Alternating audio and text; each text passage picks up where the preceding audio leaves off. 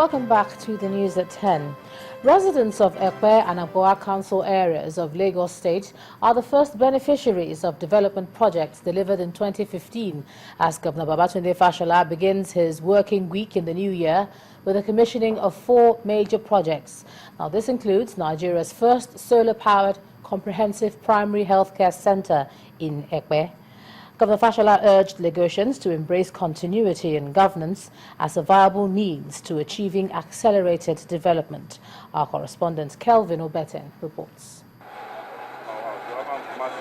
Standing tall is the combined High and Magistrate Court House, named in honor of a former Chief Judge of Lagos State, Justice Ligali Ayorinde. It is one of several court complexes in the state completed by the Fashola administration to enhance judicial service delivery. Tastefully furnished with modern facilities and equipment to create a conducive work environment. The one in Badagry is ready. A new one in Ikeja is also ready. And in the next few days, this is what we will be doing as a demonstration of our commitment to the welfare of our judicial officers. This, in effect, will help ensure quick access to justice, prompt and more efficient justice delivery, and ultimately aid in court and prison decongestion, as cases within Ekpe and its environs would now be promptly adjudicated upon.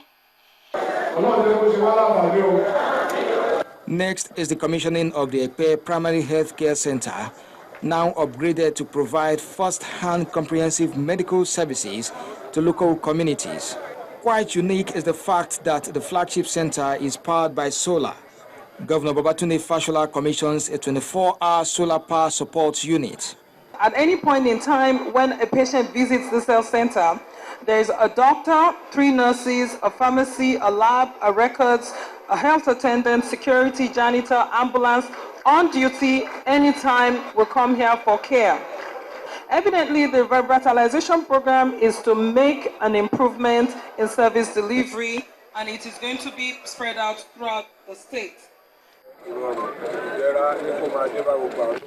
The governor's busy schedule culminates at Abia, where he handed over the first phase of 480 completed units at Choice City Housing Estate, a strategic partnership between the state government and a private sector-led initiative. Kelvin Obeten, Channels Television News. To initiatives elsewhere, Abia State residents may now sleep without the fear of malaria, as the government has commenced the distribution of more than 1.9 million mosquito nets. Flagging off the exercise in Umahia North Local Government Area, Governor Theodore Orji said this effort is meant to create a malaria-free community. The campaign is also to boost the federal government's National Malaria Elimination Program and roll back malaria initiative. The 2014 World Health Organization report says 97 countries, including Nigeria, are still battling malaria, while 1.3 billion people are at very high risk. To avoid being part of the statistics going forward, the Abia State government decided 700,000 homes will receive at least 2 insecticide-treated nets free of charge. When you have health and security, the other things will follow. If you are not healthy, you wouldn't be here now. Therefore, because we are interested in health, it is therefore my pleasure to be here with you today to flag off the distribution of 1.9 million long-lasting insecticidal nets to various households in Abia State. But how does the government hope to execute this complex house-to-house distribution program? The government mobilized and trained more than 18,000 ad hoc health personnel through the local government areas. If you move around most of the houses in Abia, you see that they have been marked RBM with a number. So it's done in a way so that we'll be able to give account what has been distributed in the state and also to give reports back to the people that are assisting us with this net. The health workers also demonstrated that keeping out mosquitoes and malaria is not that complex after all. Please air it under a shade. Don't put it under the sun is tasked to be under a shade for 24 hours, one whole day. Abia has done this before. Last October, the government said it distributed about 50,000 insecticide-treated nets at public primary schools. Hopefully, Abia and indeed Nigeria will soon cease to be named in the global malaria statistics if they keep their new anti-malaria drive alive. First Bank.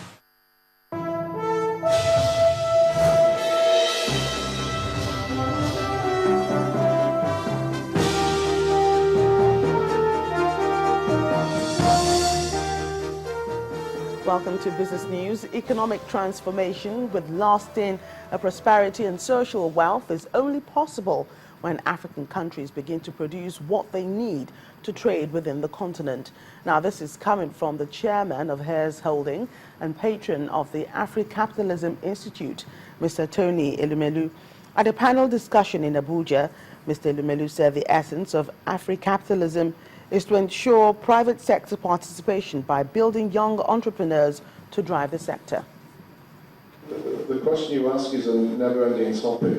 Captains of industries, government officials and key players in economic development and growth around Africa at the inaugural Global Advisory Board meeting of the Afri-Capitalism Institute. This panel event is focused on making Afri-Capitalism work in the continent, a situation where African private sector take the lead in economic transformation through investments that generate economic prosperity and social wealth. If Africa really behaved as one economic mass, it has 1.1 billion people. That is a pretty large number of consumers. It doesn't need anything beyond the things that to allow that to happen, because the world economy is driven by consumers. What, to my point of view, Afri-Capitalism has to bring is to be the think tank that forces the discussion between the public sector and the private sector in order to understand how to create a good environment for companies to thrive. They would like to have a consistency of policies. They would like to be able to plan, and they would like to have the fiscal policies that are favorable to doing business. One thing these experts say is largely missing in Africa is intra-trade, and this the Afri-Capitalism patron and others say must change. 90% of the reason the intra-Africa trade is low is because we don't produce yet what we need in Africa. Intra-Africa trade starts from our ability to refine what we have and make it to refine it to a state that people in Africa will need it. There's no shortage of the availability of resources. It's a question of having to tap into it, creating mechanisms of trust that will enable these resources to be reinvested on the continent. The Afri-Capitalism Institute will launch its flagship index, an annual publication that will highlight the extent to which African governments are addressing economic transformation issues, as well as track the progress of African nations against key indicators and trends. Omelongo Nadi, Channels Television News. The World Bank has advised Nigeria and other developing economies to use the opportunity of falling oil prices to diversify and rebuild fiscal buffers in case of a growth slowdown. In its Global Economic Prospects report, the lender warns that with oil likely to remain cheap for some time, developing countries face weaker exports and rise in global interest rates and fragile financial market. The bank projects that the fall in oil prices will persist in 2015 and may likely be accompanied by significant real income shifts from oil exporting to oil importing countries. According to the World Bank, such countries may need to employ fiscal stimulus measures to support growth. Well, the fall in the price of crude oil seems to be affecting some state governments' budgets here in Nigeria. In Abia State, for instance, the government is proposing 102.4 billion naira for the 2015 fiscal year, which represents a 12% drop from what was proposed last year. The drop, according to the state governor, Theodore Orji, is the dip in the consistent fall in the price of oil.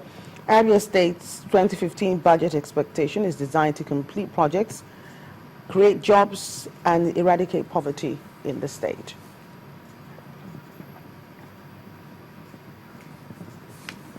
Well, the bears continue to dominate at the Nigerian equities market as the all-share index closed further south, dropping 2.40% to close at 30,420 points. Bolaji Akinwale reports.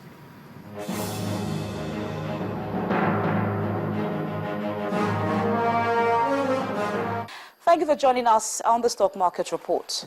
The bears continue to dominate at the Nigerian equities market as significant losses in some heavyweight stocks, including Nestle, Guinness, and Dangote Cement, resulted in the fourth consecutive negative session. The all-share index closed further south, dropping 2.40% to close at 30,420.54, with a lower market capitalization of 10.07 trillion naira. Market breadth also remained south as there were only 12 gainers to 34 losers. Total was the top price gainer for the day, adding 5 naira 62 kobo to its share price, and is distantly followed by Nigerian Brewers and CAP.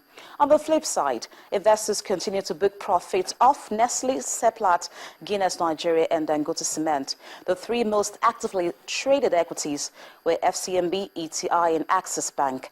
Investors at the end of the session exchanged 454.01 million shares and 4,860 deals for 4.41 billion naira.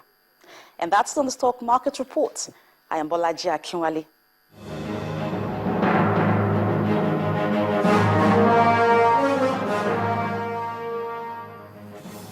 Thank you, Balaji. That's it on Business News. On the news at 10, we'll leave you with the global markets before HMI returns with the rest of the news.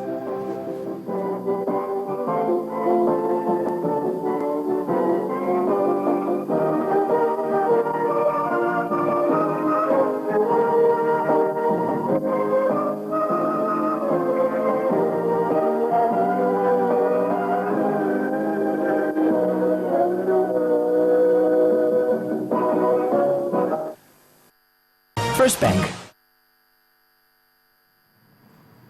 All right, still ahead and news at 10. Asisat Oshoala wins sports. That'll be on sports. So join us again.